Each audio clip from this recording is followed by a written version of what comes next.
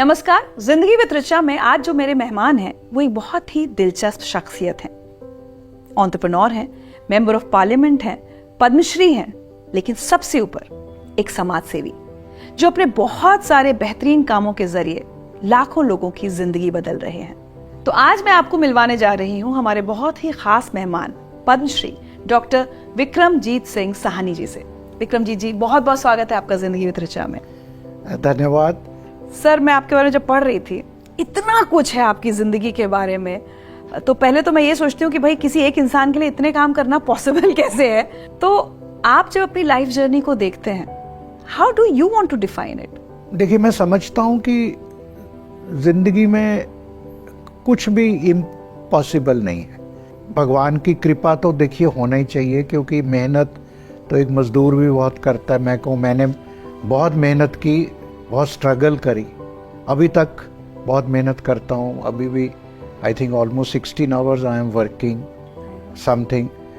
But उसके साथ जो आपका डेडिकेशन, आपका लगन, आपकी जो पॉजिटिव विल पावर, एक उड़ान, एक आपके अंदर जो निश्चय, आपके अंदर डिटर्मिनेशन, वो आपको कहीं भी ले जा सकती है, but with grace of almighty. क्या बात है। तो चलिए अब आपकी यात्रा जहां से शुरू हुई वहां से बात करते हैं। कोटकपूरा एक कस्बा है पंजाब में, वहां से आपकी पढ़ाई शुरू हुई सरकारी स्कूल में। हाँ जी। और हार्वर्ड तक पहुंचे आप। हाँ जी। तो इस एकेडमिक जर्नी की अगर हम बात करें तो थोड़ा समझाइए हमको, बताइए कहाँ कहाँ। क्योंकि हमारे पेरेंट्स जो पार्टीशन में, आपको पता है, लाखों पंजाबी मारे गए, पंजाबीज ने सफ़र किया, बहुत कत्लेआम हुआ, तो वो बेचारे सब कुछ छोड़ छाड़ के, तो उन्होंने, वो मेरे को बताते थे, पटियाला में रेफ्यूजी कैंप में रहे। फिर मैं आगे चल के अफ़गान रेफ्यूजी की बात आपको बताऊंगा मैंने क्यों हेल्प की। तो कोटकपूरा में सरकारी स्कूल था, तो तब तप्पड़ वाले स्कूल में mostly our classrooms were under the tree.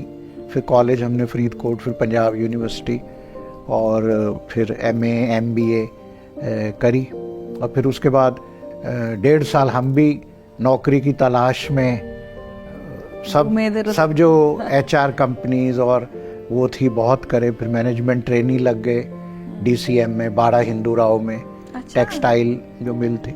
फिर सिलेक्शन हो गया गवर्नमेंट जॉब में, हमारा फर्स्ट बैच ही था कॉमर्स में। तो 8 साल नौकरी की। तो but since I came from, belong to a business family, तो बिजनेस की रुचि थी। और उसी दौरान 90s में डॉक्टर मनमोहन सिंह, आपको याद होगा कि he brought the liberalization policy to the country। तो काफ़ी लोगों ने मेरे को सजेस्ट किया, कुछ अपॉर्चुनिटी मिली इंटरनेशनल ट्रेड की, तो हमने भी हौसला करके गवर्नमेंट जॉब से रिज़ाइन करके एक बेसमेंट किराए पे लेके हौस खास में, तो हमने अपना ये काम शुरू किया। फिर धीरे धीरे I will say God has been kind and we have reached here with 10 global offices in various countries, and so it is a great, I will say with gratitude of God। क्या बात है। कोटकपूरा की अपनी कुछ बचपन की यादें, क्या बचपन में बहुत संघर्ष था? क्या किसी चीज़ की कमी थी जिंदगी में? कैसा था आपका बचपन? नहीं, we were a middle class family, lower middle class family। और जो अच्छा, जो भी उस टाइम का पेरेंट्स दे सकते थे मेरे को, ज़िंदगी उन्होंने दी, बहुत दी। लेकिन मैं ख़ास करके क्रेडिट देना चाहूँगा अपने माता जी को। वो इतने एजुकेटेड नहीं थे, लेकिन बहुत मेहनत करते थे। 4 बजे मेरे को उठाते थे सुबह, रात को एलमंड्स भिगोते थे, फिर एलमंड मेरे को नींद आती, छिल के उनको पील करके देना। और कभी भी मैं फर्स्ट से कम नहीं आया। फिर बाद में तो हमेशा मैं गोल्ड मेडलिस्ट रहा बाय ग्रेस ऑफ गॉड। पर वो उन्होंने मेरे को फिर, मतलब पढ़ाई में इतने स्ट्रिक्ट, फिर डिसिप्लिन, सच बोलना, कि ये जो एटिकेट्स, ये जो एथिक्स होते हैं लाइफ के। और फिर उन्होंने वहाँ गुरुद्वारा था हमारे वहाँ, साहिब श्री गुरु गोबिंद सिंह जी का, जहाँ से मेरे को ब्लेसिंग हुई। वहाँ सुबह 4 बजे लेके जाना, पब्लिक स्पीकिंग उन्होंने सिखाया मेरे को। आज तो मैं भारत की रिप्रेजेंटेशन कई मुल्कों में, ब्रिक्स में, सार्क में, साउथ अफ्रीका में, क्वाड में, अभी मतलब सार्क का मैं चेयरमैन रहा वगैरह, तो वो पार्लियामेंट में भी बोलता हूँ। तो ये सारी चीज़ें उसकी जो एक सेल्फ कॉन्फिडेंस और जो अच्छे संस्कार हैं वो आपको खास करके माता पिता, खास करके माता। अपने माता पिता से जब आप बातें सुनते होगे तो पार्टीशन का क्या दर्द आपने महसूस किया है? बहुत ही दुखदायक कि कैसे उनको, आप देखिए कोई लोग सेटल्ड हैं एक जगह, उनको अपना घर बाहर, अपने प्रॉपर्टी, अपना बिजनेस सब कुछ छोड़ के लाखों जो पंजाबी इधर आए उधर आए, और जो बीच में कत्लेआम हुआ, और फिर आके ग्रास रूट लेवल से मैं जैसे मैंने बताया कैंप्स में रहे, कैंप से ज़िंदगी को शुरू करना। तो इसी ने मेरे को मोटिवेट किया। अभी जब 3 साल 2020 से अफ़गान में क्राइसिस आ गया, तालिबान का आया और वहाँ पे एट्रोसाइट्स हुए, तो हमारे अफ़गान में जो है हज़ारों सिख और हिंदू भाई, वहाँ तो पूरा कल्चर है हमारा, मंदिर हैं, गुरुद्वारा थे, गुरुद्वारा में बॉम्ब ब्लास्ट हो गए। तो बहुत ही, उससे पहले कई लोग शिफ्ट कर गए थे, लेकिन फिर हमने उनको इवैक्यूएट किया। मैंने ज़ाती तौर पे 3 जहाज़ भेजे और भारत सरकार ने भी उसमें काफ़ी हेल्प की। फिर हम उन लोगों को यहाँ लाए, फिर उनको रिहैबिलिटेट कराया। एक महावीर नगर अफ़गानी कॉलोनी है, वहाँ हमने किराए पे 550 फैमिलीज थी, तो हमारे वो सन फाउंडेशन जो NGO, हमने उनको एक मैंने प्रोग्राम चलाया, माई फैमिली माई रिस्पॉन्सिबिलिटी। फिर उनको हमने किराए पे मकान लेके दिए, फर्नीचर, और मंथली हाउस होल्ड एक्सपेंस 4 साल 4.5 साल उनको जाता रहा। फिर उनको स्किलिंग सिखाई, उनके बच्चों को किया। अब उसमें काफ़ी लोग कुछ कनाडा भी माइग्रेट कर गए। तो वो कहीं ना कहीं मेरे पे पार्टीशन की वो दर्दनाक कहानी थी, और मेरे को जो अपने फादर मदर बताते, अभी भी मैं अतीत में सोचता हूँ कि कैसे मेरे पेरेंट्स या और जो हज़ारों लोग आए, वो वहाँ छोड़ के सब कुछ आके यहाँ एक नई, और जैसे आदरणीय प्रधानमंत्री जी ने भी 3 साल पहले कहा, हम भी हर साल अब इंडिया गेट पे जो ये हॉरर्स पार्टीशन डे, वो कैंडल मार्च करते हैं हर साल।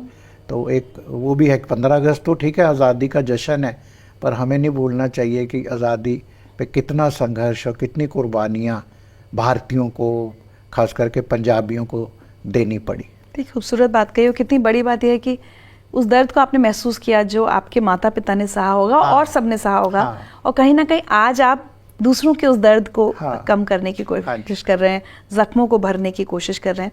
अच्छा, आपने जैसे प्राइवेट नौकरी की, सरकारी नौकरी की, फिर अपना बिजनेस शुरू किया, फिर अब समाज सेवा कर रहे हैं, लेकिन अगर मैं पूछूं वो जो बच्चा विक्रमजीत था, वो बड़े होके क्या बनने का सपना देखता था? सपना तो यही था कि ज़िंदगी में सक्सेसफुल होना है, ज़िंदगी में अचीव करना है। जैसे ये तो मैं नहीं कहूँगा कि बड़ा आदमी बनना है, बट यस, किसी ऊंचाई पे पहुँचना है। लेकिन अब इतनी स्ट्रगल और इतनी मेहनत करके जब पहुँच गए, और जब मैं if I look back at my struggleful journey, या आदमी पीक पे पहुँच के नीचे देखता है, तो I feel my heart goes for those poor people जो शायद अभी वही हैं, और या उन्होंने बहुत कम तरक्की की, या अभी भी वही सिलसिला, अभी तो एग्रेवेट हो गई सिचुएशन जॉब्स की, इसकी आपको रोज़ हम खबरों में पढ़ते हैं। तो कहीं ना कहीं मेरा मन उनके लिए पिघलता है, क्योंकि मेरे को अपना पास्ट याद आता है। तो इसलिए मैंने अब ये, जैसे सन फाउंडेशन में हमने स्किलिंग और जॉब्स की जो कैंपेन चला रखी है कि बच्चों को नौकरी से उनको हम डिप्राइव ना करें। और पहले हमने 15 साल वुमेन एम्पावरमेंट पे काम किया, सेव ए गर्ल चाइल्ड। आपको याद होगा कि भारत में और बहुत सारे शहरों में, अब थोड़ा शायद कम हो गया, फीमेल फेटिसाइड जैसे घिनौनी चीज़ थी अब, और उसको फिर हमने save a girl child, Beti Bachao Beti Padhao. तो हमारे 52 सेंटर्स थे वुमेन एम्पावरमेंट के, स्किलिंग के, जो हमने पंजाब, हरियाणा और दिल्ली के आसपास गांवों में खोले। उनको फिर स्किल सिखाते थे लड़कियों को, फिर एम्पावर करते थे। तो PwC ने स्टडी भी की, तो उन्होंने सर्टिफाई किया कि 18,000 रूरल बेनिफिटेड। फिर हम अब आजकल स्किलिंग, क्योंकि मैं NSDC के बोर्ड में भी रहा 8 साल, तो फिर अब हम जो खास करके दिल्ली में हमारा वर्ल्ड स्किल सेंटर है बहुत बड़ा, जहाँ तकरीबन 1500 बच्चों को हम स्किल कराते हैं फ्री ऑफ चार्ज, क्योंकि हम किसी से कोई 1 रुपया भी नहीं लेते, फिर उनको जॉब्स भी। और पंजाब के हर बड़े डिस्ट्रिक्ट में हमारे 5 सेंटर अब चल रहे हैं और भी अब खोल रहे हैं हर बड़े सेंटर में। और एक मैंने नया किया है कि 10 ITIs मैंने अडॉप्ट किए हैं पंजाब में, तो उनको हम world skill centre of excellence में कन्वर्ट कर रहे हैं, क्योंकि ये ITIs बने थे, बहुत बिल्डिंग डिप्लेटेड हो गई, तो बिल्डिंग्स को रेनोवेट कर रहे हैं और वहाँ मॉडर्न मशीनरी कर रहे हैं। क्योंकि मैं CII FICCI PhD इनके बोर्ड पे हूँ, तो इंडस्ट्री कनेक्ट दे रहे हैं हम ITIs को, स्किल सेंटर्स को इंडस्ट्री से कनेक्ट कर रहे हैं। तो जो इंडस्ट्री कहती है हमें ये बच्चे चाहिए, हम मशीन्स भी उनसे पूछते हैं, बताइए किस मशीन पे ट्रेनिंग दे। आपको CNC वाला चाहिए, आपको वेल्डर चाहिए, आपको फिटर चाहिए, इलेक्ट्रिशियन चाहिए, प्लम्बर चाहिए, नर्सिस चाहिए, आपको सोलर पैनल टेक्नीशियन चाहिए, आपको रेफ्रिजरेटर, मतलब जो भी इसके हमारे 25-30 कोर्स हैं, फीमेल्स के लिए, मेल्स के लिए, हॉस्पिटैलिटी के लिए, technical, non technical, graphic designing वगैरह वगैरह। तो वो हम पहले उनसे रिक्वायरमेंट लें, क्योंकि आप वही प्रोडक्ट बनाइए जिसकी डिमांड है और जो प्रोडक्ट बनाते ही बिक जाए, तो वो बच्चे हम तैयार करके इंडस्ट्री पहले ही ले लेते। तो ये मॉडल बहुत सक्सेसफुल है और मेरे को खुद इसमें कॉन्फिडेंस अब आ गया और कि मैंने इसमें और काम किया जाए यूथ को, क्योंकि यूथ को संभालना, हम कहते हैं यूथ हमारा डेमोग्राफिक डिविडेंड है और किसी स्टेज पे भी हम इसको, ये हमारा एसेट होना चाहिए, लायबिलिटी नहीं बनना चाहते। और यूथ को मार्ग दिशा देना, एक वो यूथ दिशाहीन नहीं होना चाहिए। क्या बात है ना। देखिए, हमने कहा कि जो बच्चा विक्रमजीत सक्सेसफुल होने का सपना देखता था, अच्छी बात यह है कि जब वो अपने जीवन में सफल हुए तो कितने और बच्चों को, युवाओं को वो अब स्किल करके सक्सेसफुल बनाने की कोशिशों में लगे हुए हैं। अपने बचपन या जो होता है कि नौकरी की तलाश में, या जो यूथ की अगर मैं बात करूं, कोई स्ट्रगल का इंसिडेंट जो आज भी याद आता हो, जो आपने अभी थोड़ी देर पहले कहा ना कि अपनी जड़ें भूलनी नहीं चाहिए जहां से आप आए हैं, कोई ऐसी कहानी जो आप हम सबके साथ शेयर करना चाहें कि इतना स्ट्रगल था? MA था, MBA था, गोल्ड मेडलिस्ट था, तो जॉब्स के लिए जाते थे, सुबह न्यूज़पेपर खोलना कोई भी, और या नेहरू प्लेस में जो प्लेसमेंट कंपनीज थी वहाँ रजिस्टर कर रखा था। फिर कहीं जाते थे तो कोई तो कहता था कि नहीं, यू आर ओवर क्वालिफाइड हो, आप तो भैया MA MBA गोल्ड मेडलिस्ट, आपको तो कहीं और होना चाहिए। और कई लोग मिलते नहीं थे, सारा दिन बैठे रहते थे उनके ऑफिस के बाहर।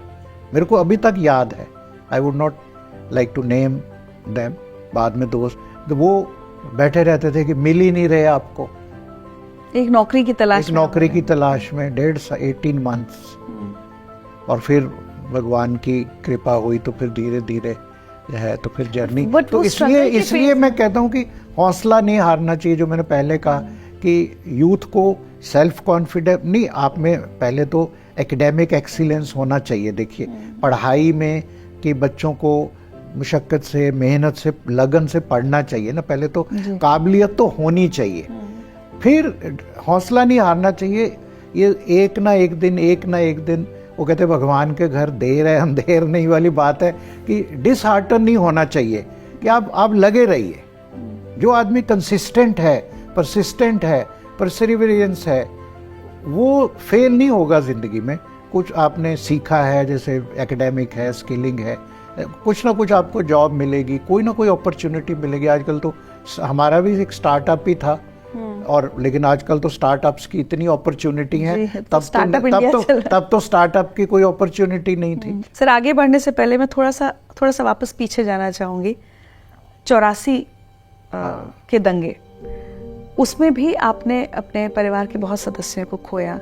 वो जो एक हमने पार्टीशन के दर्द की बात की, वो आपने देखा नहीं था, वो आपके माता पिता ने देखा, लेकिन ये तो आपने देखा। मैं तब आप तो इतने विख्यात पर्सनैलिटी हैं मीडिया से, तो ऑल इंडिया रेडियो पे तो प्रोग्राम चलता था युववाणी, तो मेरे को शौक था, मैं करता था।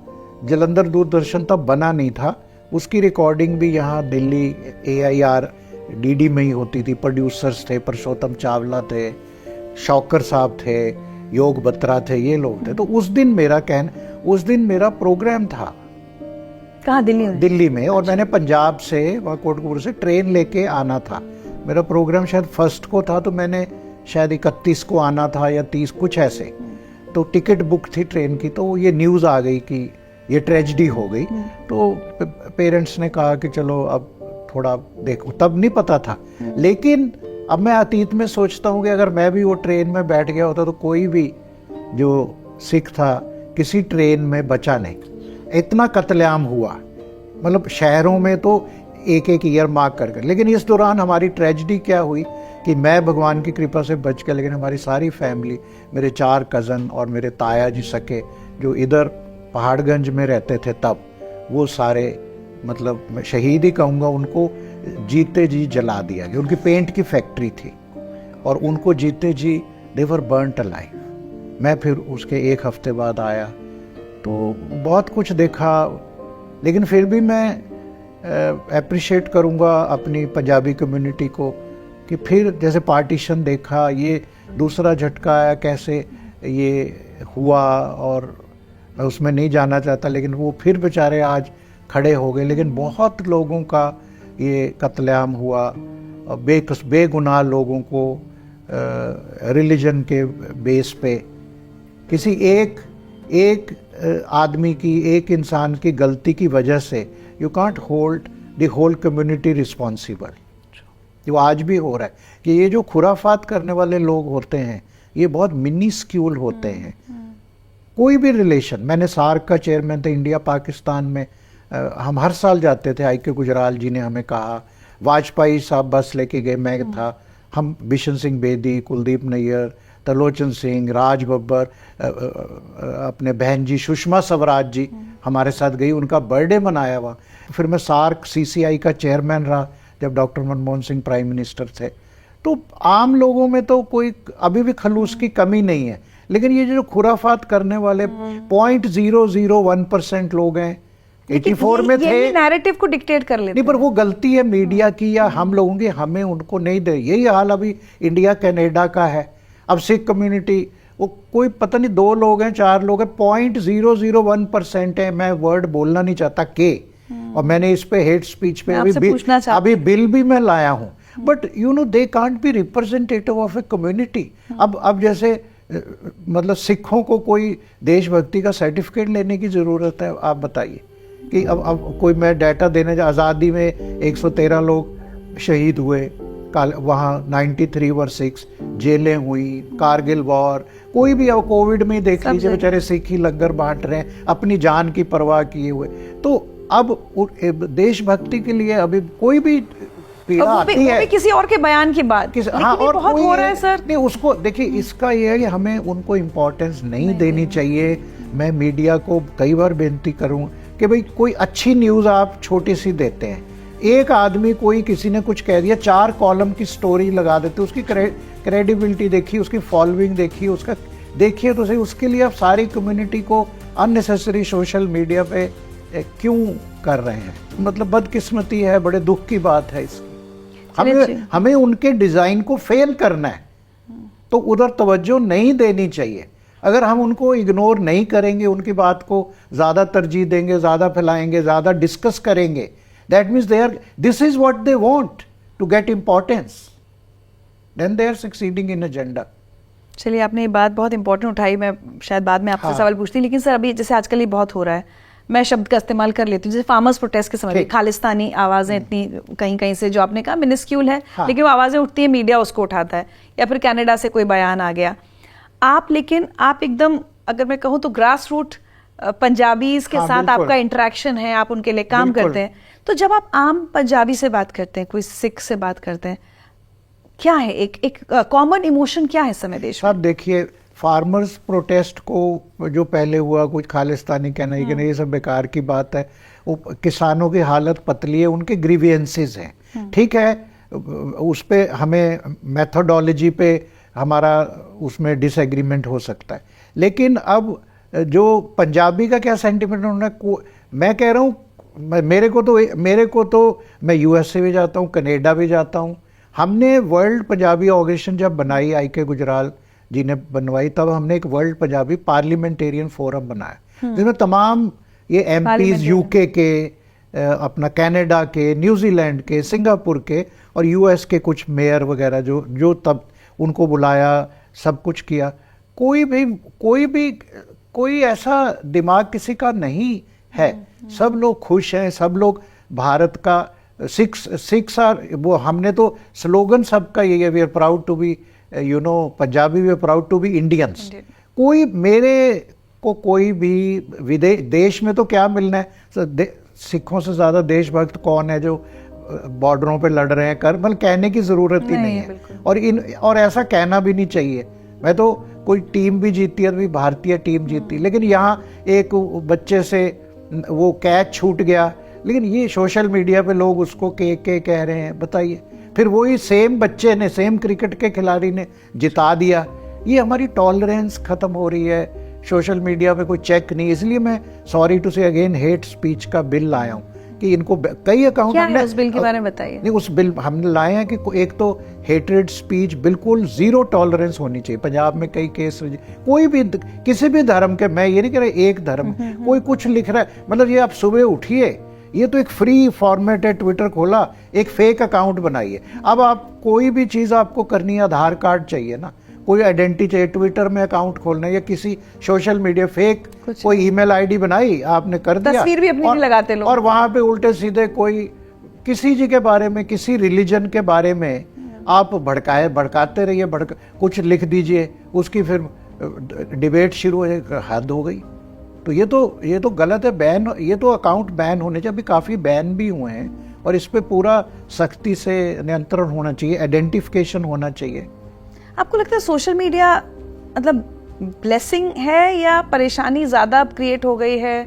How do you see social media today? नहीं, ब्लेसिंग तो इन ए वे है कि डिसेमिनेशन ऑफ इंफॉर्मेशन ज्यादा हो रही है, तो नॉलेज, जैसे नॉलेज शेयरिंग ज्यादा हो रही है। बट अब नॉलेज शेयरिंग के साथ साथ ये जो खुराफात, पॉइजन शेयरिंग, ये जो दूसरा काम चल पड़ा, अब जैसे रिलीजन है, religion is not a bad thing. कौन सा धर्म कहता है कि आप लड़ाई करो, मारो, काटो, वायलेंस करो? खासकर मतलब सिख धर्म तो खैर सभी, हमारे गुरु ग्रंथ साहब में तो 26 हिंदू भक्तों की बानी है, मुसलमानों की बानी, मतलब उसमें कोई भी रिलीजन, हिंदू मुस्लिम कोई रिलीजन तो नहीं, वो तो कहते हैं डिफरेंट ये पाथ्स हैं टू गॉड इज वन। लेकिन रिलीजन बुरा नहीं है, लेकिन अब लोग उसको, रिलीजन को पॉलिटिक्स के साथ जोड़ रहे हैं। रिलीजन को कोई मिसयूज, ऐसे ही सोशल मीडिया को कोई मिसयूज करेगा तो उस पर कंट्रोल होना चाहिए। अब फिल्म भी सेंसर होती है, यहाँ तो कोई सेंसरशिप भी नहीं है, कोई कंटेंट डाल दीजिए। तो मैं उम्मीद करता हूँ कि अगले विंटर सेशन में जो मैंने बिल इंट्रोड्यूस किया वो पास होकर लॉ बनेगा, उस पर काफ़ी सहमति है और भी एक्शन होगा और हो भी रहा है। तो आपको लगता है कि सोशल मीडिया पर सेंसरशिप होना चाहिए? हाँ बिल्कुल। नहीं, इस टाइप के जो पैशन अराउज करते हैं, हेट्रेड करते हैं और उनको प्रवोक कर रहे हैं, ये तो जुर्म है ना बहुत बड़ा। आप सोसाइटी में you are creating tensions.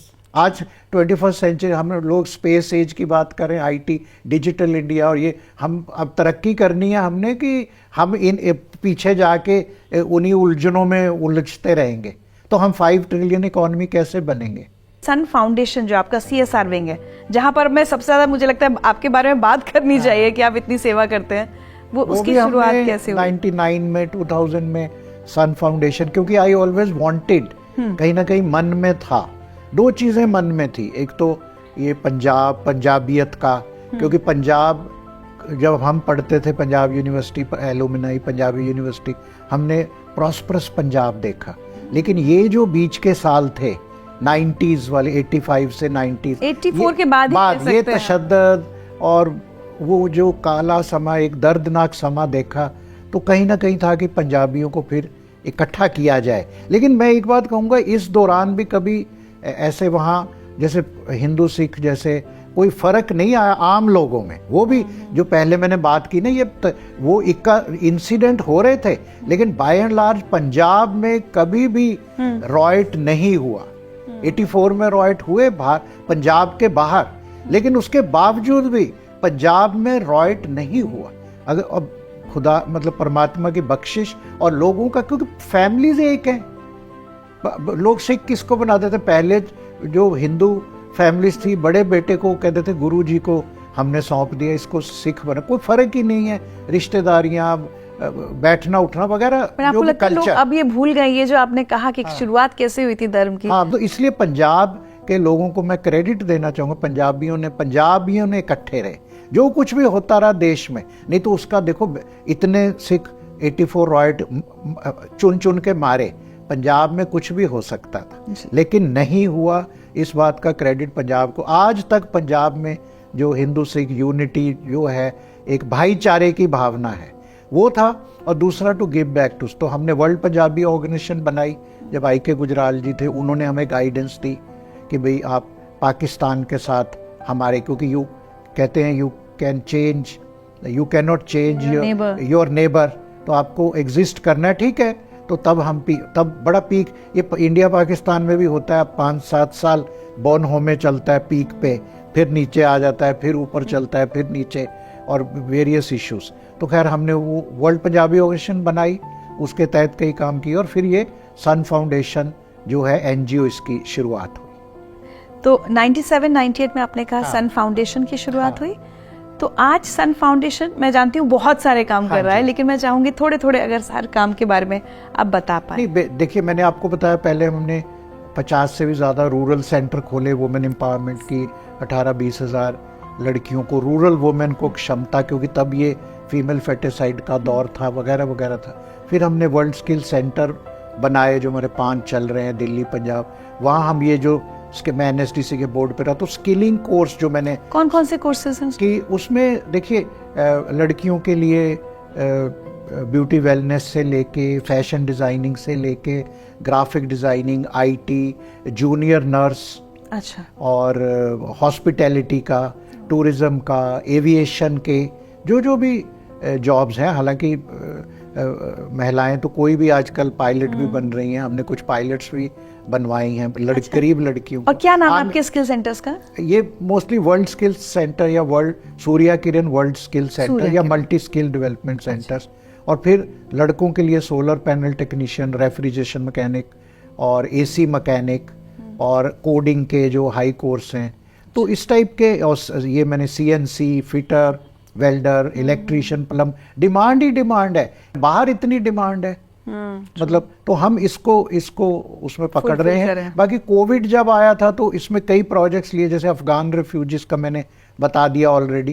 Covid में हमने ऑक्सीजन कंसंट्रेटर्स पे मानो PhD कर ली, क्योंकि ऑक्सीजन की कमी थी। तो हमने 1995 ऑक्सीजन कंसंट्रेटर्स, बड़े वाले 25 किलो वाले, हर जहां भी हमारे कोई इंटरनेशनल 10 मुल्कों में ऑफिस थे, वर्ल्ड पंजाबी ऑर्गेनाइजेशन का जहां चैप्टर्स थे, जो भी जहां भी कोई रिश्तेदार, मित्र, बिजनेसमैन जो भी था, मैंने कहा भैया पता नहीं दुनिया बचेगी नहीं बचेगी, कंसंट्रेटर भेजो और बताओ कितने पैसे मैं भेजूं या तुम भेजते हो। किसी ने खुद भेजे, किसी को हमने पैसे भेजे। चाइना जैसी कंट्री में हमने उठवाए, US से उठवाए, कनाडा में एक स्टीव गुप्ता थे हमारे, उन्होंने 250 भेज दिए।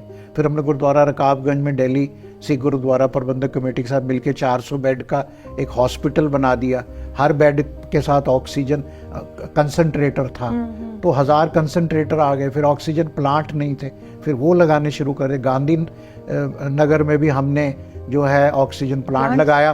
फिर अमित शाह जी आए खुद, इनके को उन्होंने उद्घाटन किया, वो बोर लगाए। फिर पंजाब में बाद में आके BC ऑक्सीजन थोड़ी सप्लाई बेटर हो गई, लेकिन ऑक्सीजन सिलेंडर नहीं थे, क्योंकि जो हॉस्पिटल्स है B और C क्लास सिटीज में, वहाँ ऑक्सीजन पाइपलाइन ही नहीं थी। तो हमारा एक पंजाब के डिप्टी कमिश्नर्स का ग्रुप बना था WhatsApp पे, तो वो फिर हमने जो 2200 ऑक्सीजन सिलेंडर एयरलिफ्ट करवाए UAE से। आप देख लीजिए, एक सिलेंडर 75 किलो का था, एयरलिफ्ट करवा के पंजाब के हर शहर, हर डिस्ट्रिक्ट, हर गांव में मैंने खुद पहुंचाए।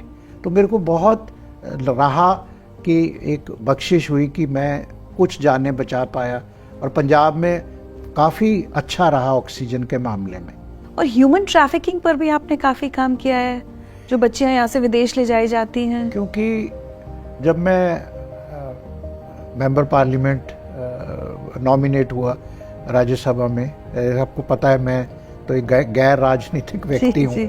लेकिन ये भी भगवान की कृपा हुई क्योंकि मेरा सोशल वर्क और सब चीज़ देखते हुए। और अब इतनी ह्यूमन ट्रैफिकिंग, मेरे एमपी बनते ही 2 महीने बाद ही कनाडा में कुछ 700 बच्चों का डिपोटेशन के ऑर्डर हो गए। अखबार में पढ़ा, पैनिक हो गए। मैं हाई कमिश्नर को फ़ोन किया, वो सारी छानबीन की, पता लगा कि ये बच्चे कोई जलंधर का इमिग्रेशन एजेंट था कोई, उसने, आप अचंभे की बात होगी, 700 बच्चा को नहीं, उसने fake letter, Humber college Canada से एक फेक लेटर इशू करा दिया एडमिशन के। वो फेक लेटर इशू हो गए, उस फेक लेटर पे इनको वीज़ा भी यहाँ मिल गया। फिर ये वहाँ पहुँच गए, इमिग्रेशन ने भी स्टैंप लगा दी। ये बच्चे वहाँ पहुँचे तो हम्बल कॉलेज तो कोई एडमिशन थी नहीं। अब वो एजेंट ने बच्चों को कहा, भाई अब तो तुम आ गए, ये अब जो भी हुआ। उन्होंने बेचारों ने धक्के खाए, कोई पार्ट टाइम वो शाम को ये जो भी ये किसी फास्ट फूड में काम कुम करके उन्होंने किसी, जहाँ जिसको कॉलेज में एडमिशन मिली वहाँ उन्होंने 3 साल ग्रेजुएशन कर ली और 1 साल का वर्क एक्सपीरियंस भी ले लिया। अब वो पीआर के लिए गए। जब पीआर के लिए गए तो किसी साहब ने वो पकड़ ली कि जी 4 साल पहले 2017 में आप जब आए थे वो फेक लेटर था। तो हमने तो कैनेडियन गवर्नमेंट को भी आड़े हाथों ले लिया, भाई यू आर इक्वल पार्टी, ठीक है, उनकी गलती है, उसने फेक लेटर दिया। आप अगर मैं कोई आप इनविटेशन लेटर मंगाते हो कनाडा से, यूके से, आपने इमिग्रेशन चेक क्यों नहीं किया? नहीं तो आप वीजा वाले वेरीफाई कर सकते, एक का चलो ना वेरीफाई करें, इतने 500 600 700 बच्चे जा रहा है, हम्बल कॉलेज हो, इतनी सीटें, वो तो कंप्यूटर पे पता लग जाता है भाई यहाँ एडमिशन हुई नहीं हुई किसी की। और ये फिर बहुत शोर मचा वहाँ पे। फिर मैंने लॉयर, हमारी क्योंकि world Punjabi organisation chapter Ottawa में भी है और मॉन्ट्रियल में भी है और इधर टोरंटो में भी है, बच्चे इकट्ठे करे। फिर हमने एक वो केस फाइल किया, फिर इतने में वो फैल गई। जयशंकर जी को भी लेटर दिया, जयशंकर जी ने भी, एमईए ने भी टेकअप किया, भी ये तो बहुत ज्यादती हो जाएगी। यहाँ पेरेंट्स में पैनिक हो गया। खैर जी, वो करते कराते वो उनकी डिपोटेशन रुक गई। वो अभी ख़त्म नहीं हुआ काम, तो यहाँ एक वीडियो आ गया कि एक 50 पंजाबी और साउथ की औरतें बैठी हैं ओमान में। वो मतलब चीख चिल्ला रही हैं, वो किसी पता नहीं कहाँ कमरे में बंद है, वो कह रही हमारे तो यहाँ मतलब धोखा हो गया, एक्सप्लॉयटेशन हो रही है, हमें कुछ कह के लाया गया और यहाँ तो कोई मेड कुछ लाया गया ऑफिस जॉब के लिए, फिर मेड भी नहीं, खाना नहीं मिलता, ये नहीं मिलता। खैर जी, हमारा क्योंकि वर्ल्ड पंजाबी ऑर्गेनाइजेशन था, वहाँ हमने फ़ौरन, मैं अमृतसर जाना था तो मैं अमृतसर गया और वहाँ दरबार साहब में अरदास की कि ये तो बहुत, और वहाँ फ़ोन किया, पता लगा कि ये तो सैकड़ों की गिनती में वुमेन है। इंडियन एम्बेसी को फ़ोन किया, वो कहते ये वीज़े कैंसिल होंगे तो जाएंगे। अब वीज़ा कैसे कैंसिल हो, क्योंकि वीज़े इशू करे स्पॉन्सर्स ने। यहाँ कोई पंजाबी लोग थे, इनके जो साउथ इंडिया के कोई एजेंट थे, उन्होंने वहाँ से ब्लॉक वीज़ा इशू करा लिए बिकॉज ऑफ देयर कनेक्शन। जैसे भाई 200 मेड भेज दो, 500 क्लर्क भेज दो। अब साउथ इंडिया, फिर मैंने उनके चीफ मिनिस्टर्स को लेटर लिखे, तमिलनाडु में, तेलंगाना में वगैरह। चलो, फिर हमने अपनी टीम को, हमारे 5 लोग 1.5 महीना मस्कट मैंने भेज दिए, वहाँ लंगर लगवा दिया, वहाँ इनको कुछ को निकाला, कुछ को इधर किया, फिर वहाँ वकील करे 2, फिर इंडियन एम्बेसी ने भी कुछ हेल्प की, फिर उनको स्पॉन्सर्स छोड़े ही ना, क्योंकि स्पॉन्सर कहे जी हमने तो 2.5-3 लाख रुपया पर वोमेन दिया है हैदराबाद वाले एजेंट को, क्योंकि ये चलता था ना, कमर्शियल था। पूरा। अब उनको किसी को 2 लाख दिया, किसी को 1 लाख दिया, किसी को कुछ किया। और जो ओवर स्टे वाले थे वो इंडियन एम्बेसी की हेल्प से उनका एग्जम्प्ट कराया, टिकटें कुछ हमने दी, कुछ एम्बेसी ने दी। 85 वुमेन को हम वापस लाए पूरा अपने। फिर हमने उनको, अब हमारे पंजाब में जो सेंटर है वहाँ ज़्यादातर, मेरे को 42 ऑफ देम उनको हम स्किल करा रहे हैं। फिर हमने सिट बनवा दी और मैक्सिमम पहली बार पंजाब में हुआ है कि ये जो इलीगल फरौती के जो इलीगल इमिग्रेशन एजेंट है उन पे एक्शन हुआ है, FIR रजिस्टर हो गई। हमने कहा नहीं, this evil has to be, this is unpardonable act. आप यंग मतलब महिलाओं को वर्गला के आप भेज रहे हो इधर उधर, मतलब बहुत बुरा हाल है। फिर लीबिया में कुछ हमारे युवक पंजाब के फंस गए। अब लीबिया जैसी कंट्री में बताइए, क्योंकि ये क्या करते हैं, जो जैसे डंकी रूट है कि बंदे उठाए, बच्चे उठाए, उनको प्रॉमिस तो करते हैं यूएस से ले जाएंगे, यूरोप ले जाएंगे, ग्रीस ले जाएंगे। अभी जो रशिया भी, आप बताओ, ये रशियन आर्मी में हाँ। पंजाब के और हरियाणा के यूथ पहुंच गए। अभी हमने 15 निकलवाए, पीएम साहब ने भी टेक अप किया, बहुत हो गए। तो ये लीबिया वाले वो कहाँ से निकले, वो ना इंडियन एम्बेसी, और आपको पता वहाँ नियरेस्ट एम्बेसी टूनिशिया में। खैर जी, लीबिया में हमने वो 2 बंदों ने हमें वो फ़ोन भी, 2 बंदे वहाँ से भगौड़े हो गए। फिर हमने एक होटल को पेमेंट कराई कि भी तुम इस होटल में रह जाओ। वो होटल वाला खुराफाती निकला, उसने सीआईडी की खबर पुलिस को दे दी, वो 2 अरेस्ट हो गए। खैर जी, बड़े ही कशिश के मुताबिक तो हमारी टीम ने वहाँ बहुत हेल्प की। तो हम सारे लीबिया के जितने भी 14 या 15 यूथ थे, और वो अपना ऋचा जी, वो सीन मैंने आज तक देखा नहीं। मैं एयरपोर्ट खुद गया उन बच्चों को लेने, जैसे वो बाहर निकले, उनकी माएँ ऐसे कुरलाई। वो कहते, विक्रम जी आपने मौत के मुंह से इन बच्चों को बचा लिया। हमें कोई उम्मीद नहीं थी कि ये लीबिया से और इन देशों से ये बुरा हाल है। तो ये सब वही है, अनएम्प्लॉयड, जॉब, ल्यूरिंग। तो ये जब तक, मैंने पार्लियामेंट में कई बार बोला, क्योंकि मैं एक्सटर्नल अफेयर कमेटी में भी हूँ, मैं उनको बार बार कह रहा हूँ। खैर वो क्या करें बेचारे। अब MEA ने एक जो अप्रूव्ड इमिग्रेशन एजेंट है उनकी लिस्ट लगा रखी है, लेकिन वो लोग देखते नहीं ना उसको। वो वहाँ ले रहा है, वो बगल वाला जा रहा है, वो घरों के ऊपर हवाई जहाज पड़े, वो कहते मेरा फलाना गया, तुम भी भेज दो। ह्यूमन ट्रैफिकिंग ये बिल्कुल बंद होनी चाहिए, इससे घर बर्बाद हो गए। ये बच्चे जब जाते हैं 20 लाख, 30 लाख, 40 लाख, ये कैसे देते हैं रिचा जी? अपनी जमीनें बेच के बेचारे, ना यहाँ के रहे ना वहाँ के रहे, और माएँ ऐसे रो रही थी, और जान अलग आपने दाव पे लगा दी। बिल्कुल। डंकी फिल्म देखी है आपने? हाँ जी।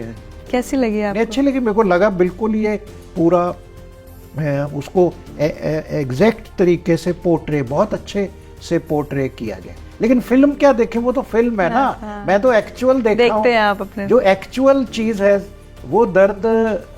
फिल्म ठीक है अच्छी बनी, पर मैंने एक्चुअल देखा है ओमान की महिलाओं का दर्द, लीबिया के बच्चों का दर्द, रशिया के ये दर्द। ये हमने तो एक्चुअल फैमिलीज के साथ उनके बच्चों को मिलके रोज व्हाट्सएप जा, कितना तशद्दद 6-8 महीने का ये मिशन होप हमने जो चलाया। कितनी अद्भुत बात है ना विक्रम जी कि ये सरकार के काम मानते हैं हम लोगों को लगता है भाई ये तो सरकार करेगी। आप एक एज एन इंडिविजुअल खड़े होकर इतने सारे केसेस को पर्सनल इंटरेस्ट लेकर आप बच्चों को वापस लाने की कोशिश कर रहे हैं। मैं समझता हूँ कि सरकार की भी जिम्मेवारी है, उनकी मदद हमें चाहिए। पर ऐसे जब अब अगर पंजाब ने मेरे को मेंबर ऑफ पार्लियामेंट बना के भेजा है, अब जैसे मेरे को पद्मश्री मिला था, लोग अक्सर मैं देखता हूं कि अवार्ड मिलने के बाद में काम थोड़ा स्लो कर देते हैं, अक्सर मेरी ये ऑब्जर्वेशन है।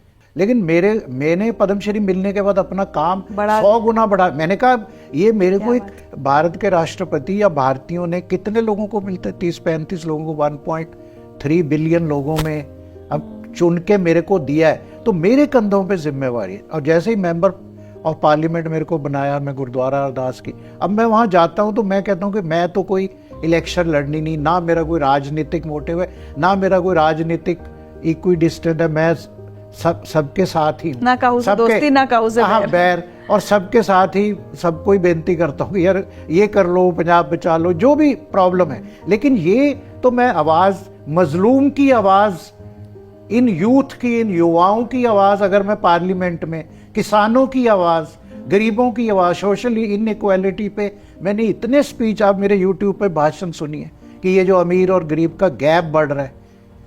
सोशल इंटरप्राइज पे मैं इतना बोलता हूँ कि जो बड़े बड़े हमारे उद्योगपति हैं उनको सोशल ऑब्जेक्टिव देखना चाहिए। तो ये मेरा एक, मैं समझता हूँ मेरी मॉरल ड्यूटी है कि अगर दिया है, ऐसा नहीं कि मैं पार्लियामेंट, अब मेरा तो 6 साल के लिए राज्यसभा नॉमिनेशन हो गया, मैं ना भी जाऊं तो कोई बात नहीं है, कभी गए हाजिरी लगाई नहीं। लेकिन वो आपका किरदार नहीं है। अगर आपको आप फिर किसी, आप रिजाइन कर दीजिए, आप किसी और को चांस दे दीजिए, पर काम करिए।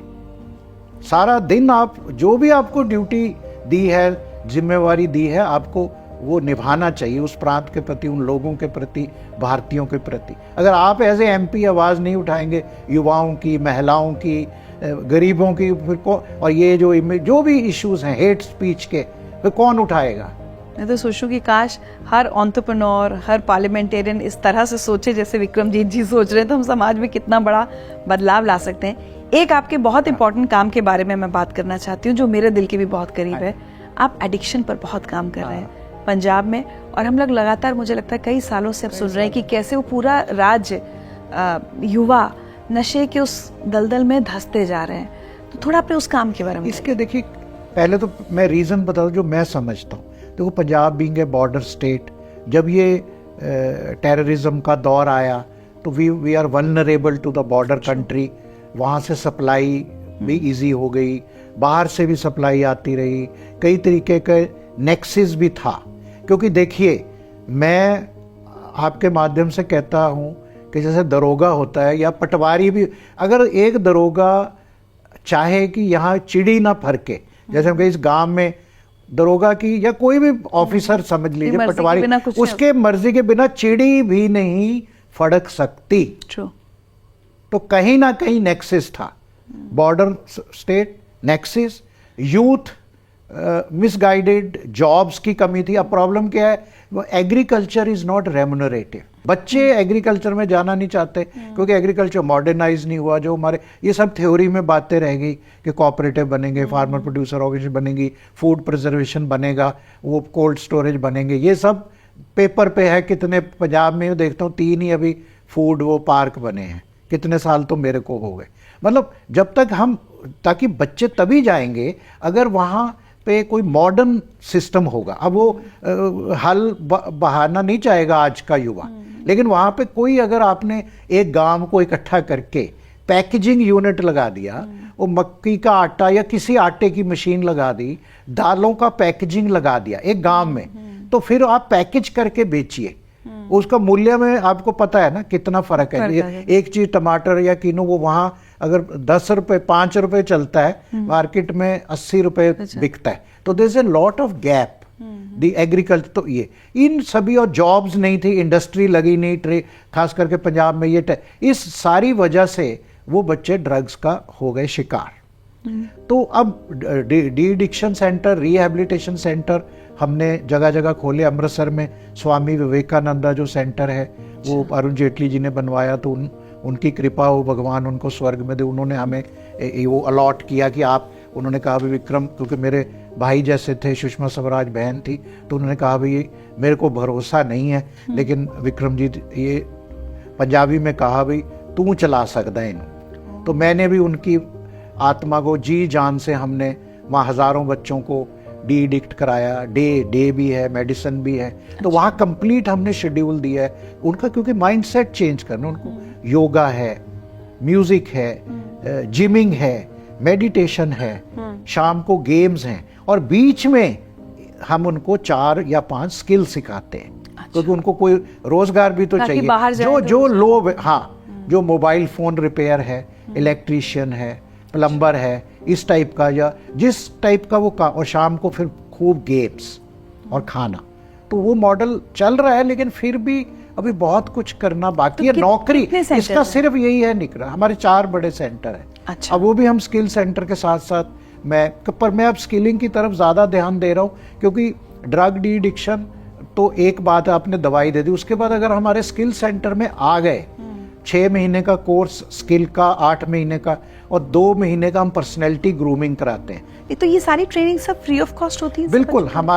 बिल्कुल, हम किसी से स्किलिंग का, ड्रग डी एडिक्शन का, और जितनी भी हमारी स्कीम बताई, जब तक भगवान की कृपा है और हम पूरा समाज की सेवा करते हैं। मैं उम्मीद करता हूँ मेरे बाद भी ये मूवमेंट चलती रहेगी। तभी मैं सोशल इंटरप्राइज को ज़्यादा इम्पोर्टेंस देता हूँ कि कहीं ना कहीं ये प्रोजेक्ट्स सेल्फ सस्टेनिंग हो जाएं। हमारे गुरु नानक देव जी ने कहा कि एक छोटी सी बात है, उन्होंने कहा कीर्त करो नाम जपो। वो एक छोटा सा उन्होंने असूल दिया था कि भाई अपना दसवंध कर लो। दसवंध क्या है? 10% ऑफ योर इनकम। अगर हर आदमी जो 50,000 मैं कह रहा हूँ 1 लाख रुपया कमाता है, 10% जो भी खर्चा करके 10% भी हर आदमी अगर 10 नहीं चलो 5% से निकाले, अपने एम्प्लॉयज, अपने सर्वेंट, अपने ड्राइवर, उनके बच्चों को ही पढ़ा दे, चलो वो बच्चे पढ़ गए, नौकरी लग गए, काम हो गया। बिल्कुल। वो शुरू यहाँ से हमें उसका करना पड़ेगा। और इसीलिए मैंने पिछले साल पंजाब में एक लहर शुरू की, भारत में लहर, सारे भारत में लहर शुरू की। लंगर बहुत लगता है, आपने देखा कि सिखों के गुरुद्वारे लंगर है, तो मैंने कहा कि आप जो गरीब हैं उन, तो हमने एक कॉन्सेप्ट लॉन्च किया जिसमें मैंने अकाल तख्त, जो हमारी सिखों की सबसे बड़ी टेम्पोरल सीट है, उनके जथेदार साहब सिंह साहब रघुवीर सिंह जी, उनको बुलाया। और मैंने भारत के हर बड़े शहर से गुरुद्वारों के प्रधान और सकत्तर को बुलाए। 120 लोग आए, सब कर्नाटका से, बॉम्बे से, कलकत्ता से। तो हमने एक कॉन्सेप्ट शुरू कर दिया, शिक्षा लंगर। अरे वाह, कि आज के बाद आप शिक्षा का लंगर बांटोगे। क्या बात है। शिक्षा लंगर, शिक्षा लंगर, शिक्षा बांटो ना, आप एम्पावर करो बेटों को, बेटियों को, गांव वालों को, आप शिक्षा दो। प्रसाद कोई बात नहीं, कम भी बन जाएगा, कोई बात नहीं, खा लेंगे, वो जो भी है, गरीबों को लंगर भी चलाओ, चलो एक कॉन्सेप्ट है। और ओवर स्पेंडिंग, और अब जैसे आज ही मैं सुन रहा था वेस्टफुल एक्सपेंडिचर, रुमालास जैसे हैं, वो 4-4, 5-5 लाख का रुमाल, जो साहिब श्री गुरु ग्रंथ साहब या मंदिरों में भी सब जगह के यार रुमाला चढ़ता है, ठीक है, आपकी श्रद्धा है, लेकिन आप हर रोज जो है दरबार साहब अमृतसर है, बड़ी श्रद्धा है, लेकिन वो 4-5 लाख रुपए का रुमाला वो एक दिन चढ़ता है, फिर वो स्टोर्स में पड़े हैं रुमाले, अब आप क्या करोगे? तो मैं तो कहता हूँ कि भगवान या आपके गुरु जी वो ज्यादा खुश होंगे अगर आपने 10 बच्चों को मानवता की सेवा की। गुरु नानक देव जी ने, हमारे गुरुओं ने कहा, गरीब का मुंह गुरु की गोलक। ये लिखा है कि गुरु की मतलब मंदिर, गुरुद्वारे, मस्जिद, उसकी गोलक होती है ना, गोलक में डालने की बजाय गरीब के मुंह में डालो। नहीं लोग समझ रहे। अब भी अगर इनलाइटनमेंट नहीं आएगी तो हम अगर वो गरीबों का, बच्चों का, युवाओं का, फिर अगर हम सब लोग ये करें, अपने प्रिंसिपल्स को फॉलो करें, तो इसलिए हमने ये शिक्षा लंगर का कॉन्सेप्ट शुरू किया है। और गुरुद्वारों में जगह सब जगह मैं हर गुरुद्वारे में कह रहा हूँ कि 20% या 15% आपका गुरुद्वारे का बजट एजुकेशन बजट पे खर्च। आज तक किसी गुरुद्वारे में एजुकेशन बजट है ही नहीं। वहां तो बनता है भाई, इतना चढ़ावा चढ़ा, इतना हमने गुरुपुरब मंगा लिया, इतना लाइटें लगा ली, इतने फूल लग गए, यही बनता है। लेकिन आपके ये विचार कुछ बड़े जो रिजिड लोग हैं उनको तो पसंद नहीं आते। नहीं, ठीक है, मैं उनको सॉफ्ट, क्योंकि मैं सॉफ्ट पर्सन हूँ और मैं कोई भी कटाक्ष शब्द नहीं करता, मेरा सबको साथ लेके मैं चलता हूँ। तो सबको एक कन्विंस किया है, सबको बोल, मैंने ये तो नहीं कहा कि वो बंद कर दो, मैंने कहा उसके साथ 15% आप बजट तय कर लो। और गुरुपुरब पे, हर गुरुपुरब पे इतना स्टॉल आप लगाते हो ड्राई फ्रूट के, ओवर वेस्टेज है भाई, यहाँ भी स्टॉल है, वहां भी स्टॉल है, वहां आप कितना भी खा सकते हैं लोग, बैग भर। उसकी बजाय मैं कह, हर गुरुद्वारा में एक एजुकेशन स्टॉल लगा लो, जो गरीब बच्चे हैं वहां उनके लिस्ट लगा दो, फोटो लगा दो। तो मैं गुरुद्वारे जाऊं, ठीक है, मैंने मत्था टेका अपनी श्रद्धा के मुताबिक, उसके बाद मैंने देखा ये बच्चे, अच्छा ये डॉक्टर है, ये इंजीनियर है, ये नर्स बनना चाहती है, ये कुछ भी है, जितनी मेरी औकात है मैं 50% दूंगा, मैं 5 बच्चे अडॉप्ट करूंगा, तो परमात्मा ज्यादा को 5 बच्चे की पर्ची कट जाए और आपको उनकी रिपोर्ट। हर कितने गुरुद्वारे, हजारों गुरुद्वारे तो दिल्ली में ही हैं। अब ऐसे मंदिर कितने, मैं सभी धर्मों की बात कर रहा हूँ, सही बात है एकदम। कितने गिरजाघर, कितने मस्जिदें, कि आप उस तरफ मानवता की सेवा करिए ना, ये धर्म है हमारा। कहीं से लग रहा है आपको उम्मीद? नहीं, बहुत चेंज आ रही है, लोग हमें फिर मैंने उनको ये भी कहा आप स्किल सेंटर सेटअप करो। हमने सारा उनको टेक्निकल नो हाउ, उसका क्यूरिकलम, उसका सिलेबस सारा देंगे, और साथ में मैंने बोला उसका 10-15%, 20% मैं कंट्रीब्यूट भी, वन टाइम कंट्रीब्यूशन कैपेक्स। अगर आपने सपोज 20 लाख रुपए लगाए, स्किल सेंटर बनाया, तो 2-3 लाख रुपए मैं भी दे दूंगा। अब बनाओ तो सही, अब मैं तो इतना ही कर सकता हूँ।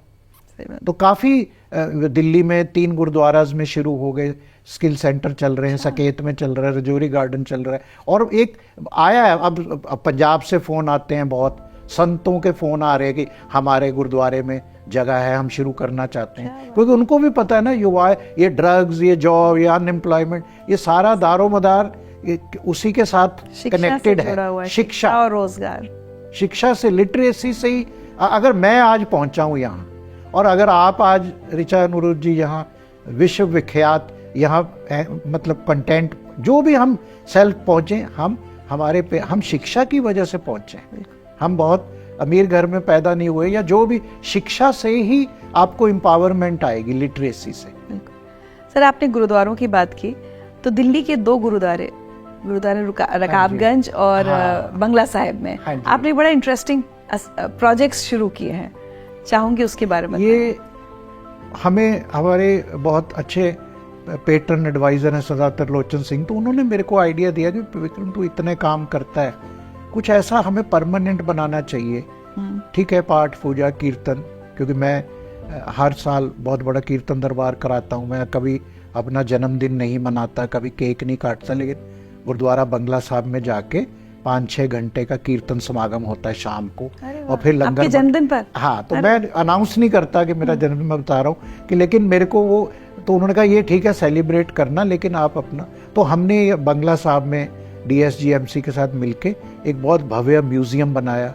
उसमें सारी हिस्ट्री जो पंजाब की गुरुओं की, खास करके जो हमारे गुरुओं ने शहादत दी, और जो ये कन्वर्शन का मामला, गुरु तेग बहादुर जी की हिस्ट्री, और फिर हमने एक भक्ति वॉल बनाई, जितने 26 हिंदू भक्तों की बानी गुरु ग्रंथ साहब में, उनकी हमने पेंटिंग्स, उनकी हिस्ट्री, कबीर की, फरीद की, जो भी नामदेव, पीपा, भगत रविदास जी, उनके सबकी हिस्ट्री लगाई। फिर एक 3D ऑडिटोरियम बनाया, उसकी कमेंट्री है, उन्होंने नवतेज सरना जी ने लिखी। फिर उसके बाद हमें आया कि एक हमारा रिसर्च सेंटर होना चाहिए, तो गुरुद्वारा रकाबगंज में एक जगह थी, तो वहाँ हमने international centre for six studies बनाया, जहाँ हमारे 8 बच्चे अब दिल्ली यूनिवर्सिटी का जो पंजाबी डिपार्टमेंट है उसके अंतर्गत PhD कर रहे हैं। लेकिन उसके साथ आपको भी ज़रूर हम इनवाइट करेंगे कभी। तो मैंने सेवा करवाई एक होलोग्राफिक ऑडिटोरियम की, जैसे प्लेनेटोरियम होता है, तो एक प्लेनेटोरियम हमने बनाया 200 लोगों का सर्कुलर, उस पर 1 घंटे का हम शो चलाते हैं ऑन इंटायर सिख हिस्ट्री। क्योंकि आज के नौजवान बच्चों को एक भाई साहब उनको बता रहे हैं, और एक आप वो विजुअली और म्यूजिक के साथ, कमेंट्री के साथ विजुअली देख रहे हैं, समझ रहे हैं, वो रोंगटे खड़े हो जाते हैं कि ऐसे हमारे साहिबजादों को जिंदा दीवारों में चिन दिया गया, महाराजा रंजीत सिंह कौन थे, शेरे पंजाब वगैरह वगैरह। तो हमने वो होलोग्राफिक ऑडिटोरियम बनाया, और बहुत संगत उसको देखती है, फॉरेनर्स भी आते हैं। और MEA वालों का तो अब ये हो गया कि कोई फॉरेनर डेलीगेशन आता है तो उसको बंगला साहब म्यूजियम जरूर विजिट करा, because museum anybody can see and then put a headphone and see the history. क्या बात है, इसमें तो हमको जाना चाहिए, अगर अभी तक नहीं देखा और आप लोगों ने नहीं देखा तो आप भी इनवाइट करेंगे, और होलोग्राफिक शो दोनों आपका हमारा सौभाग्य हो। चलिए, तो अब हमने सन फाउंडेशन के सारे तमाम कामों की बात कर ली। अब इतना एक समाज सेवी व्यक्ति जो कम्प्लीटली एपॉलिटिकल है, सिर्फ अपनी कम्युनिटी के लिए बहुत काम करता है, वर्ल्ड पंजाबी ऑर्गेनाइजेशन में इतने एक्टिव हैं आप, तो फिर राज्यसभा में आने का ख्याल कैसे आया? नहीं, क्योंकि इतना मैं सोशल काम करता था, तो एक चीफ जस्टिस रिटायर हुए, पंजाबी थे, कुछ जस्टिस रिटायर हुए, कुछ जो भी मेरे वेल विशर्स थे, तो अक्सर मेरे को कहते थे कि Vikram, you have achieved everything in life, अब बस खाली राज्यसभा ही रह गई है। ऐसे वो अक्सर मेरे को कहते हैं, लेकिन मैं उनको टाल दे, मैं नहीं, हम कोई पॉलिटिकल लोग नहीं, वो नहीं, वो उन्होंने कोई एग्जांपल दी, राज्यसभा तो बनी नॉन पॉलिटिकल लोगों के लिए थी, थिंकर्स, सोशल एक्टिविस्ट, फिलियंथ्रोपिस्ट, एकेडमिशियंस, जो पब्लिक प्रेशर में ना आके कोई बिल पास ना होने दे। अगर लोअर हाउस ने पास कर दिए, लेकिन वो डीजनरेशन होता गया, वो ये पॉलिटिक्स में जो लोकसभा के काफ़ी लोग जो उधर नहीं एडजस्ट हो पाए, नहीं जीते, वो आना शुरू हो गए। लेकिन ये और फिर मेरे को कुछ लोगों ने कहा, आप इतना काम कर रहे हो, अगर आपको राज्यसभा की अपॉर्चुनिटी मिलती है, मैं बहुत डरता था। मैंने कहा, मैं तो कोई पॉलिटिकल आदमी नहीं हूँ, मैं तो कोई इलेक्शन में नहीं जा सकता, ना मैं कोई बोल सकता हूँ किसी एक पार्टी से आपको एसोसिएट कर दिया जाएगा। हाँ, तो मैं तो नहीं, उन्होंने कहा नहीं, आप ए पॉलिटिकल अपना कैरेक्टर रखिए। और मेरे को नॉमिनेशन, पंजाब में इलेक्शन भी नहीं था पंजाब में, क्योंकि नॉमिनेशन हो गया, तो उन्होंने कहा आपका जो सोशल वर्क है आप ज्यादा कर पाओगे अगर आप राज्यसभा के एमपी हैं, आपकी आवाज सुनी जाएगी, you can be more vocal. और वो ठीक भी है, जो पिछले 2 सालों में मैंने मुद्दे उठाए और जो मैंने सारी बातें पार्लियामेंट में की वो सुनी जाती है ना, वहाँ सुनना पड़ता है, उनको मंत्रीगण को जवाब देना पड़ता है। तो मैंने कहा चलो इसका भी एक फ्लेवर ले लेते हैं। सर एक चीज़ लेकिन मैं ज़रूर पूछना चाहूँगी पंजाब के खासकर कॉन्टेक्स्ट में, क्योंकि जैसे आपने कहा ना कि एक दारोगा की मर्जी के बिना कुछ नहीं हो सकता उस गांव में, तो पुलिस हो गए, प्रशासन हो गया, पॉलिटिकल विल भी नहीं रहा पंजाब को ड्रग्स से बचाने के लिए, या इसको आप पॉलिटिकल फेलियर कह सकते हैं? हाँ, कि बहुत मैसिव फेलियर है। हाँ, फोकस नहीं रहा। मैंने कहा नेक्सस की बात मैंने टच करी, लेकिन हाँ वो एजेंडा नहीं रहा। अभी 2-3 साल में सप्लाई चेन टूटी है।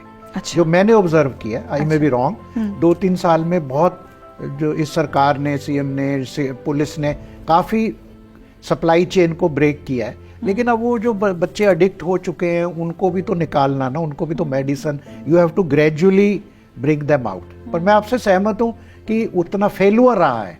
अगर फेलुअर नहीं होता तो सिचुएशन इतनी खराब नहीं होती ना।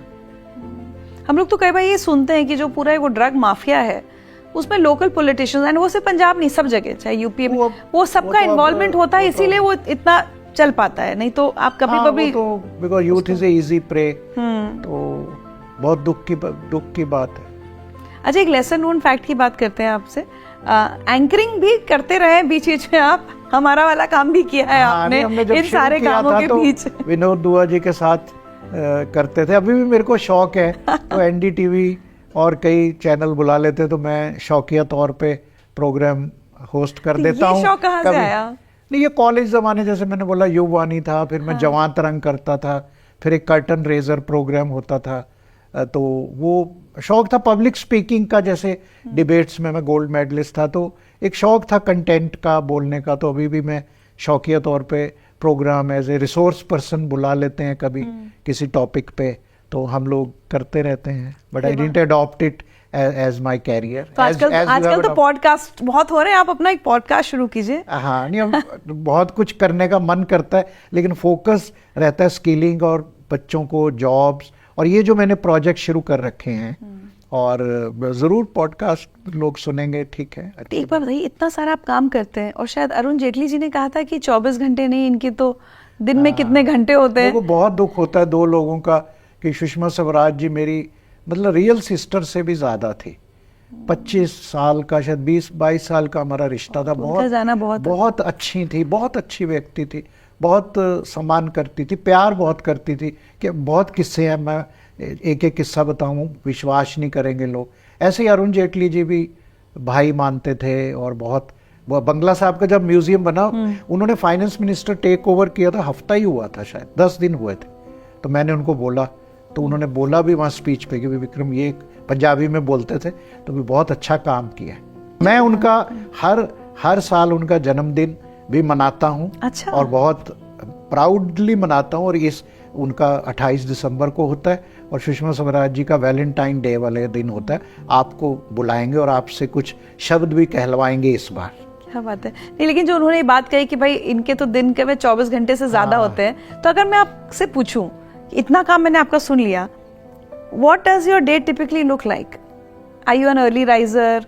नहीं, बहुत अर्ली राइजर तो नहीं, बस से 7-7:30 उठ गए। बस थोड़ा, अब आजकल थोड़ा, क्योंकि हेल्थ, कोविड के बाद वो शक्ति उतनी नहीं रही, तो अब थोड़ा योगा और ये थोड़ा फिजिकल एक्सरसाइज करके फिर बस फोन शुरू हो जाते हैं। पहले तो न्यूज़पेपर पढ़ते ही मैं अपनी टीम को आइडिया देता हूँ। अच्छा। बिजनेस की ईमेल्स भी बाद में पढ़ता हूँ, क्योंकि हमारा ग्लोबल बिजनेस ज़्यादा वेस्ट साइड में है, तो हमसे पीछे हैं। अच्छा। तो साउथ अफ्रीका, यूएई, तो ये 2-3 घंटे पीछे चलते हैं, तो आराम रहता है भाई। 10:30-11 बजे तो वहाँ 8 ही बजे होते हैं, 9।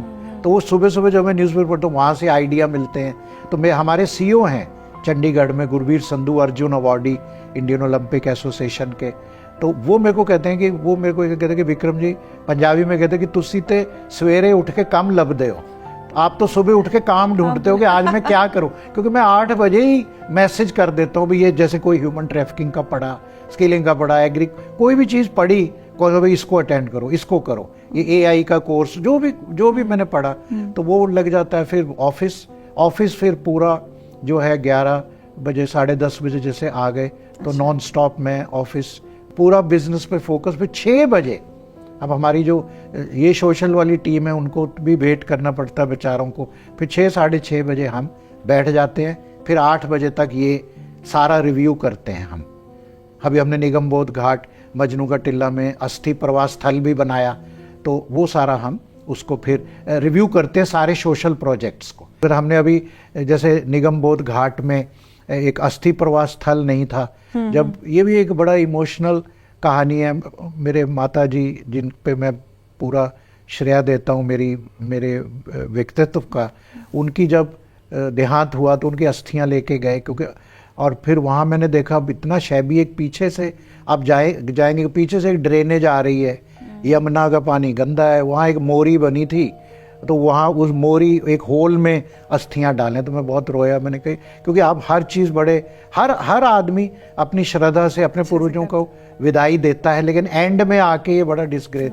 मैंने उस दिन ही सोच लिया, लेकिन ये बड़ा 5 साल लग गए। अब यमुना में कोई बनाने ना दे हमें, कभी कोई आ रहा है कभी कोई आ रहा है। फिर गुरुद्वारा मजनू का टिल्ला DGTSGMC के मिल के तो हमने एक बहुत भव्य उसको जो आखिरी विदाई, एक बहुत बड़ा हॉल बना है एयर कंडीशन, वहाँ अस्थियाँ रखी जाती हैं, वहाँ अरदास हुई। फिर एक वॉकवे है जमुना के किनारे किनारे, क्योंकि हमें उस पॉइंट पे जाना था, और फिर जहाँ पानी है तो वहाँ फिर वो पूरा कवर्ड कैनपी से, और वहाँ कीर्तन चलता है।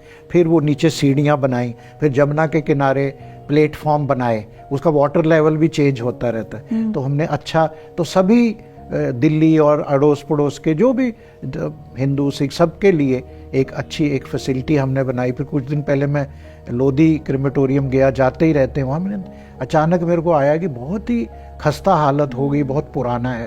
तो हमने अब मन में आता है, फिर हमने अब वो प्रोजेक्ट शुरू कर दिया।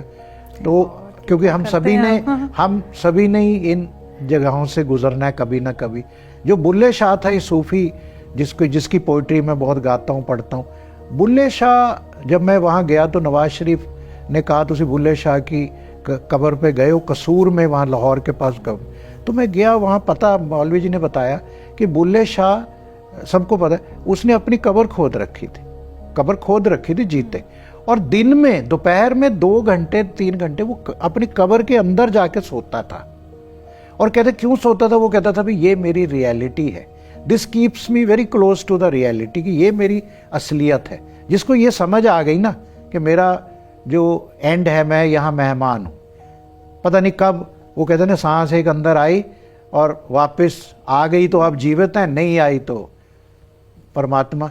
तो ये समझ नहीं आती। लेकिन यहाँ दुनिया में मैं देखता हूँ बस मैड रेस लगी है, मैड रेस, पैसे की, जेलसी की, द्वेष की, कंपटीशन की। मैंने बहुत कम लोग देखे कि जो अपने अलावा को दूसरों के बारे में सोचते भी हैं। बट आप तो हजारों लाखों के बारे में सोचते हैं। चलो एक मोटिवेशन है, एक मेरा एक जिंदगी का जैसे एम बन गया है कि भगवान ने अब दे दिया, आगे चलता रहेगा और देगा। लेकिन कुछ ना कुछ इसमें, ठीक है, काम भी करना है, कर्मा है, वो तो कर्मा है, मेहनत करो, अपना मेहनत से बिजनेस जो भी इंटरप्रेन्योर करो, पर सोशल इंटरप्राइज आप सोसाइटी को साथ लेके चलो। जो भाग्यवान नहीं है उनकी मदद करो, जो हमारे गुरुओं ने, गुरुवाणी ने, हर धर्म ने कहा। तो अब आगे क्या करना है? अब आपका फोकस किन किन कामों पर है? अब मेरे को लगता है कि एक तो बच्चों को जॉब दिलवानी, तकरीबन 10,000 बच्चे। आपको एम्प्लॉयमेंट मैन ऑफ इंडिया भी कहते हैं बच्चे? नहीं, वो स्पीकर साहब है हमारे, संधवा साहब, और वो चलिए I am nobody, I think लोग बहुत काम, पर जो भी मैं कहता हूँ ड्रॉप इन द ओशन कुछ हो जाए, वो तो खैर वो है। और दूसरा ये जो हेट स्पीच, हेट्रेड, इसके लिए मैंने परसों ही श्री रविशंकर जी की ब्लेसिंग ली, उनसे ऐसे ही 1-to-1 उन्होंने मेरे को टाइम दिया, बहुत अच्छी सद्भावना से मीटिंग हुई। तो उनसे मैंने ब्लेसिंग लेके global interfaith and harmony foundation की नींव रखी। और उनको हम अब आमंत्रित भी कर रहे हैं जल्दी भारत मंडप में उनका लेक्चर इस सब्जेक्ट में, क्योंकि मैं समझता हूँ कि उन्होंने ये इक्वालिटी पे, पीस पे और स्पिरिचुअलनेस पे और ब्रदरहुड पे बड़ा अच्छा काम किया है। तो ये मैं सोचता हूँ कि हमें ये हार्मनी पे हमें काम करना चाहिए। ये मैं 2-3 काम, और जो वुमेन एम्पावरमेंट जो मेरा is close to my heart, कि आप जैसी और महिलाओं को हम सशक्त कर सकें, एम्पावर कर सकें। क्योंकि अगर आप एक महिला को एजुकेट करते हैं, एम्पावर करते हैं, किसी भी कुछ पायलट बनाते हैं, नर्सिस बनाते हैं, वो उससे फिर एक पूरा जनरेशन परिवार, हो जाती है। हमने जो, मैं पार्लियामेंट से कोई सैलरी नहीं लेता, कोई परक्स नहीं लेता, वो सारी सैलरी एक हमने शहीद भगत सिंह एजुकेशन फंड बनाया और सिर्फ उसमें महिलाओं को ही हमने 3 डॉक्टर बनाई हैं। एक गोल्ड मेडलिस्ट डॉक्टर बनी है गुरसिमरन कौर, अमृतसर से एमडी कर रही हैं, गोल्ड मेडलिस्ट ऑकोनोलॉजिस्ट हैं। पायलट बनाया, उसकी मदर आंगनवाड़ी वर्कर थी बरनाला गांव से। नर्सिस 3 बनाई हैं। ऐसे ही हर साल हम उस फंड में, मैं भी अपनी तरफ से डाल देता हूँ। तो ये मेरे 3-4 काम मैं सोचता हूँ कि इस पे ही मैं कंसंट्रेट करूँ। क्या बात है। और हम तो ये दुआ करेंगे कि आपकी और बहुत सारे काम बढ़ते रहे, बहुत आगे बढ़ते रहे। लेकिन अब एक और लेसर नोन फैक्ट, या मुझे पता नहीं कितने लोग जानते हैं, आपको सूफी संगीत का सुनने का भी और गाने का भी बहुत शौक है, गाते हैं आप। तो थोड़ा अपने उस इंटरेस्ट के बारे में बताएं, और सुनेंगे जरूर कुछ आपसे। हॉबी, या आप समझिए स्ट्रेस बस्टर है। तो संडे को कभी स्टूडियो चला जाता। जब मैं सार्क सीसीआई का चेयरमैन था तो हमारे बॉर्डर के उस तरफ से बहुत भाई आते थे, तो मैंने 2-4 बार गाया। तो एक बार वो रेशमा जी की डॉटर को ले आए, रूबी रेशमा को, उन्होंने भी गाया, मैंने भी गाया। वो फिर पीछे ही पड़ गए कि आप सीडी बनाओ, सीडी बनाओ। फिर हमने एक सीडी बनाई, वो भगवान की कृपा से बहुत सक्सेसफुल हो गई। तो फिर अब काफ़ी, तो मैं ऐसे शौक से गा देता हूँ, नॉट ए प्रोफेशनल सूफी। हाँ, तो मैं आज के इस कॉन्टेक्स्ट में ही, जो आपने यूथ को एक राह दिखाने के लिए, क्योंकि youth is the main thing.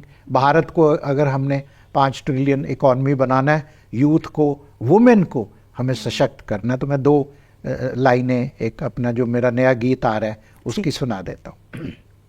मैं राहों पे नहीं चलता,